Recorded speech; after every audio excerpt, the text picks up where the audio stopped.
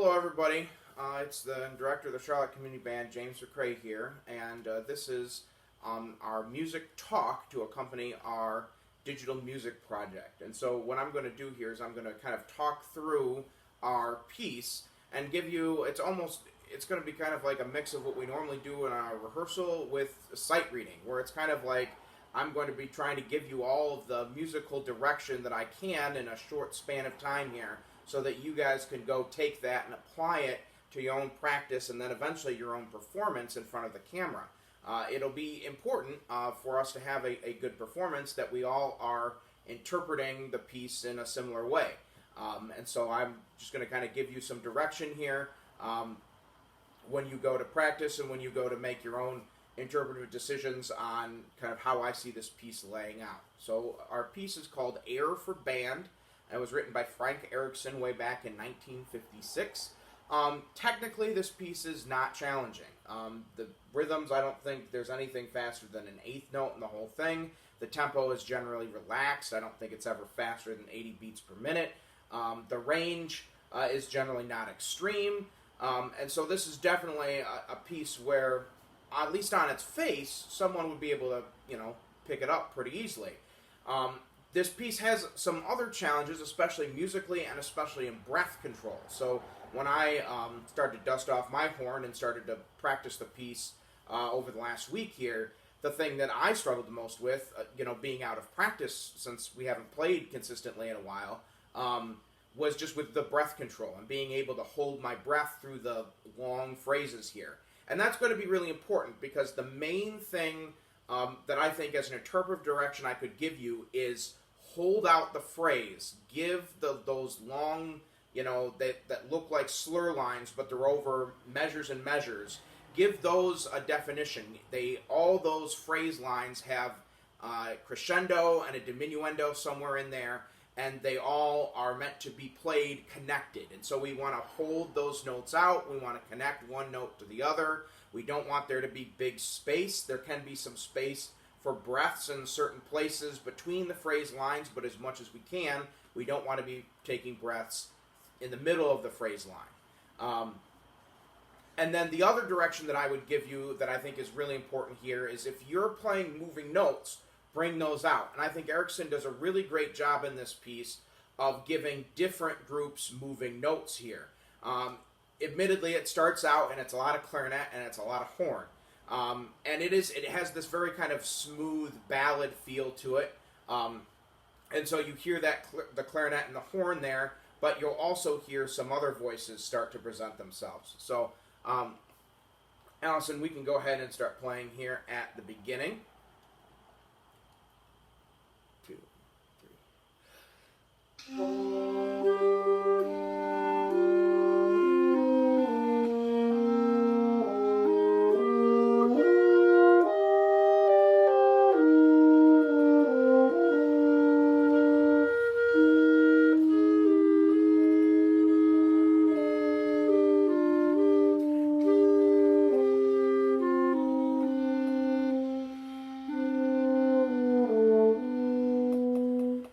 See how that kind of goes back and forth, and how we both had moving parts, and we both tried to take our moving parts, and admittedly I had a lot more than she did there, but we brought them out at that point. The other thing, just as kind of a real simple musical direction, as you're playing, you'll notice that some of your notes have lines on them. And that means that that note definitely needs some articulation. It's not going to be a heavy articulation, but it's going to be just a very light articulation. This especially happens when you have two notes that are the same note adjacent to each other in the phrase. So that if you literally played them slurred, you would hear a half note instead of two quarter notes. So for example, I've got this little phrase here. Sorry. And you hear the same note twice, da, da, but just that light, it's still connected, it's still smooth, but just that light articulation makes it clear that there is another note there. It's not just two notes put together. So keep that in mind when you see those lines, those legato accent markings over your notes as you're playing here. Eventually, though, we do get to some more action for different groups here. So let's see if I can find right here coming into A, the trumpet all of a sudden picks up the melody for a second.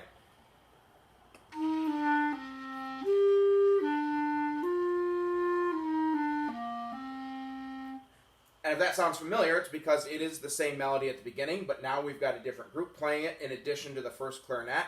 At A, the trumpet joins in, the flute joins in, so it's a little broader group there. And what I wrote here is that the trumpet, while it has the melody, should still make an effort here to stay beneath the flutes and clarinets. And I know, I say that a lot. But the trumpet will get a moment here, but this is where it's kind of trying to really blend in with its gentler woodwind cousins here in this presentation of the melody at A. The really cool part here is where the low voices start to get involved. So, let's see. Allison, go ahead and play with me at A, and I'm actually going to be playing the baritone part. So I know I'm clarinet, but I'm going to be playing the notes that the baritone is playing here. 3.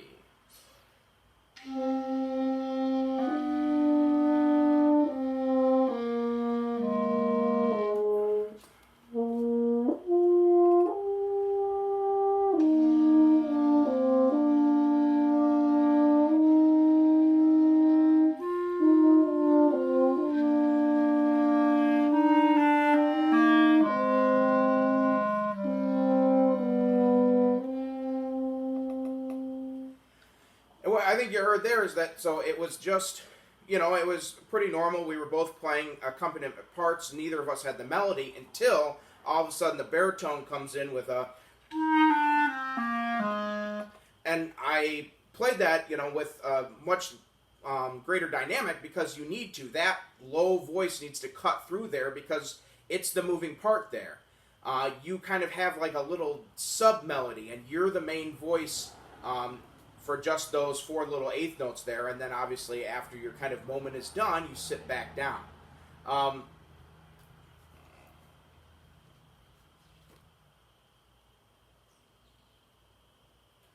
There's a really interesting bit here just before B.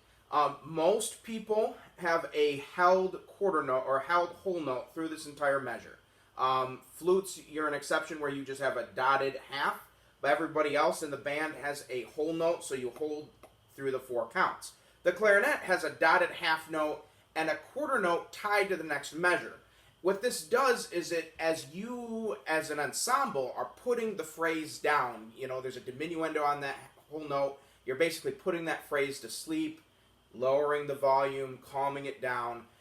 Well, then the clarinet, like a disobedient child, just goes ahead and starts another phrase right up. So everyone else is going.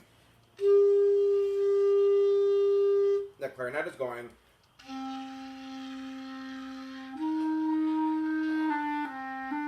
And that little pickup quarter note allows the clarinet to start its phrase, and indeed the phrase going into B, as the rest of the band is still putting the A, section to sleep. And so I think that's a really cool effect there. It's just one that, you need to make sure as you're playing it that you're counting confidently, that you don't cut out early and leave the clarinet on an island there, because you guys should be playing, albeit softly, when the clarinet does the pickup there. B is kind of more the same. We've got a lot of clarinet and horn, and so we'll go ahead and play at B here. I'll play my pickups. 1, 2.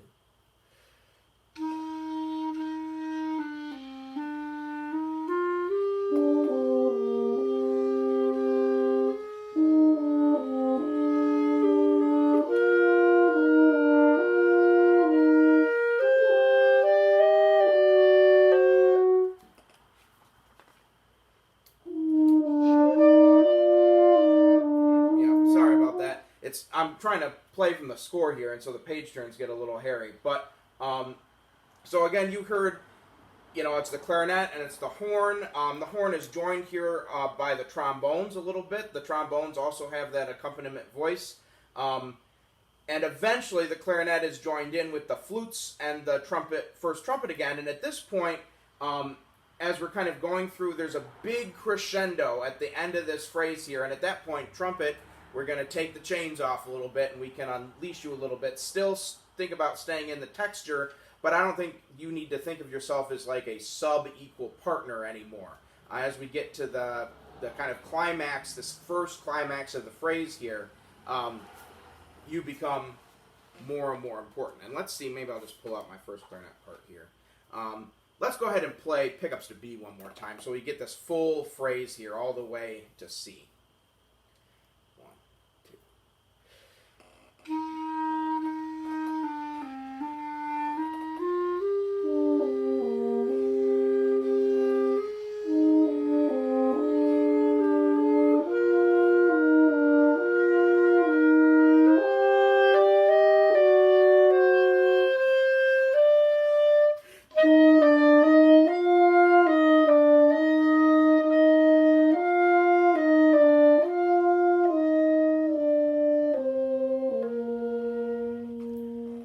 And right there at 2 measures before C, there's a really interesting instrumentation.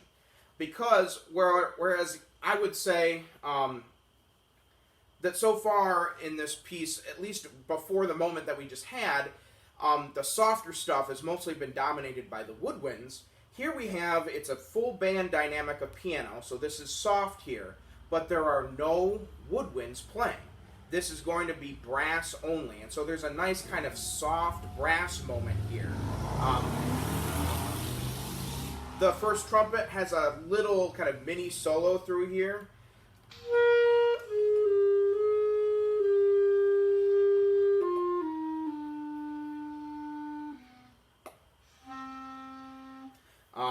And, you know, kind of, even as you're playing this through, you're kind of diminuendoing through it, because this is kind of the, you know, restatement or the after statement of the big climax. So the big climax happens, there's a full band diminuendo, and like I always say, we want that diminuendo to connect so that when all the woodwinds stop playing, it's not like we just pulled the rug out of people. It should sound softer, but it shouldn't sound like, you know, half the band just went to sleep. So we want that piano with the full band to connect to the piano with just the brass playing, but the other brass here need to provide some accompaniment. One thing I'll say generally about this piece is we need to have an overall feeling of warmth, a feeling of, I would almost say, nostalgia. Certainly, I think that for a lot of people who've been in band, this piece is nostalgic. You know, it's, you know, over 50, over 60 years old at this point. You know, it's written in a style that is, you know, kind of very much mid-century, but I think just the kind of the ballad feeling of it lends it to a sense of warmth. And how do we achieve warmth in band? Connectivity is part of it, but part of it is also kind of prioritizing that balance and those low voices. And so tuba, bass clarinet, you guys can definitely, when you have your moments there, really fill up the horn with a nice broad sound, and also within instrument groups, trumpet 2, clarinet 2. Don't think of yourself, horn 2, as less important than the people playing the first part. The second parts probably actually need to be louder so that they can provide that bass line, that accompaniment. And then the other thing I'll say about that is, if you're playing an accompaniment part, don't think that you don't follow the dynamics. So we just played that you know, part at B where we have that first climax here. Here's the bass clarinet part at B.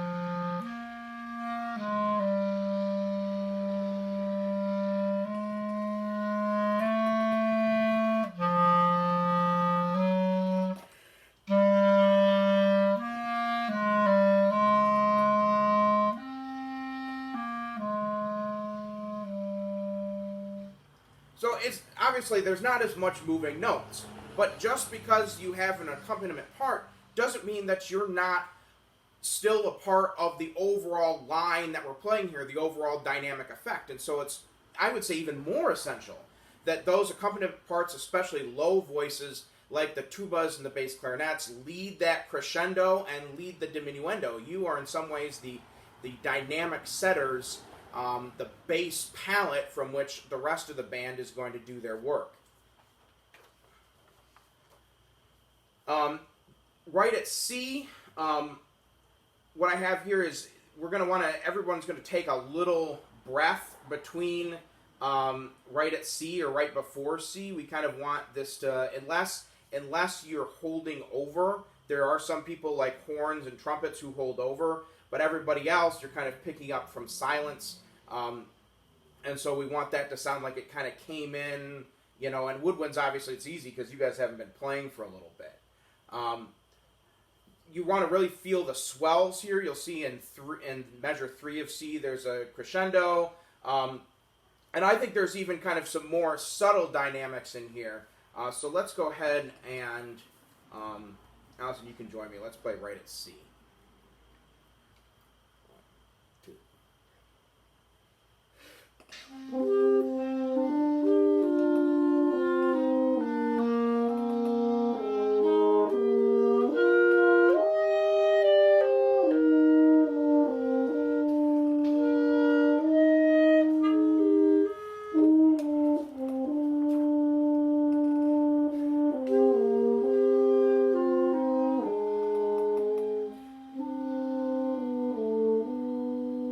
Yeah, and so again, there's different voices that come out at different points, but there's still an overall crescendo and diminuendo feel to this section at C.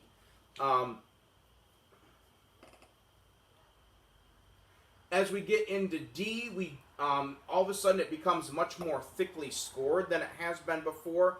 The melody is being carried, where in the past we've talked a lot about clarinet, we've talked about horn, we've talked about a little bit of trumpet. Now, all of a sudden, it's going to be basically all those people at once, plus flutes, and so we get this much more rich sound here as we're kind of starting our push towards the end.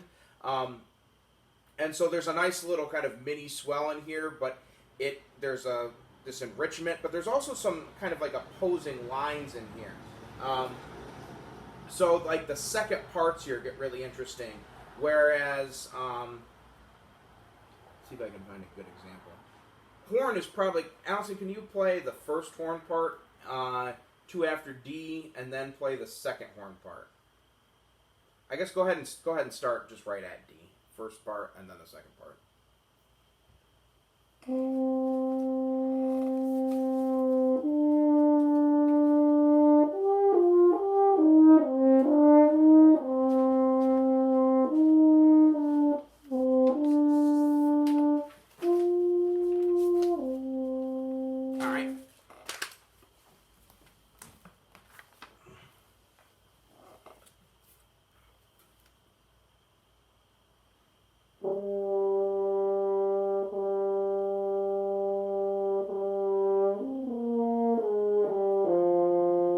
Yeah, and you hear that moving line there, that da da da da. It's also in the baritone.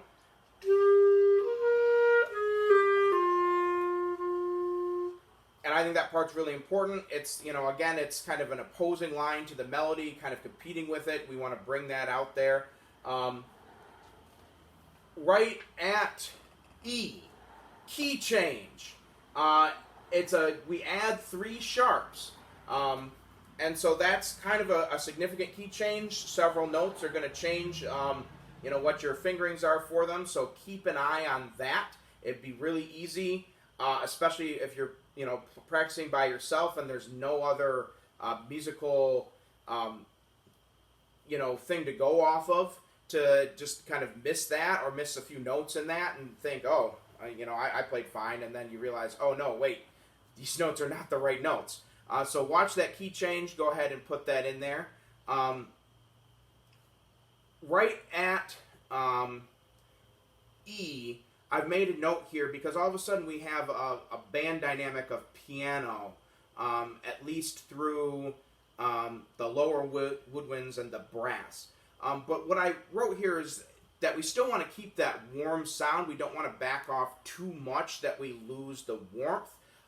We just want to bring it back a little bit. And it's almost like, again, we're kind of clearing the palette here. We're kind of resetting the musical idea for the final push to the end here. Allison, go ahead and go back on the first part and play like one after E.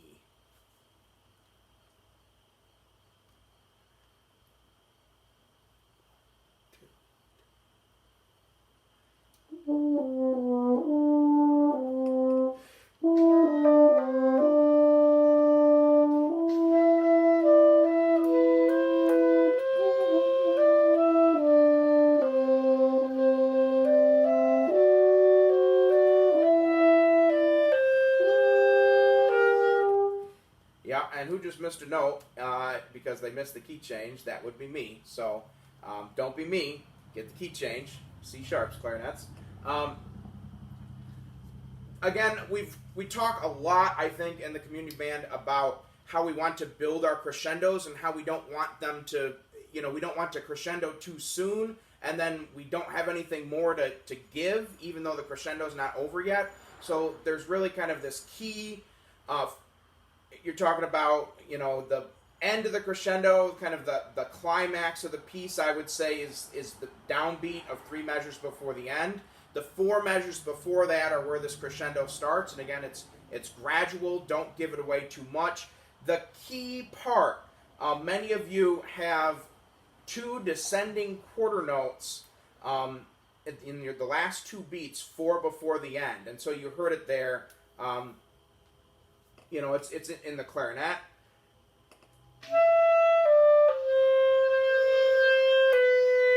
And we are going to start to retard a little bit.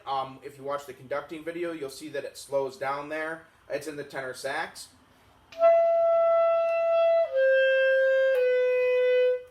It's in the trombone. And so those 2 quarter notes, da, da, and then the downbeat, da, or whatever you do, that's kind of, I think, the climax of the piece. The last 3 measures, the dynamic is fortissimo, but I think it's fortissimo on the downbeat, and then we back off a little bit, because again, we want to be able to crescendo through the last note, and so we want to put something back in the tank. So I think you hit that downbeat, you back off a little bit, and then it's a little bit softer, and then we can kind of turn on the juice there at the last note. The last thing I'll tell you, the second to last measure and the second to last measure only is going to be an 8. So as we get to this retard, there's a bunch of kind of 8th note stuff that goes on. It's hard to figure out where the 8th notes fit in when I'm only conducting 4 and the tempo is slowing down. So to just give you a really good idea of where those 8th notes are, I conducted that in 8. So when the trumpet goes,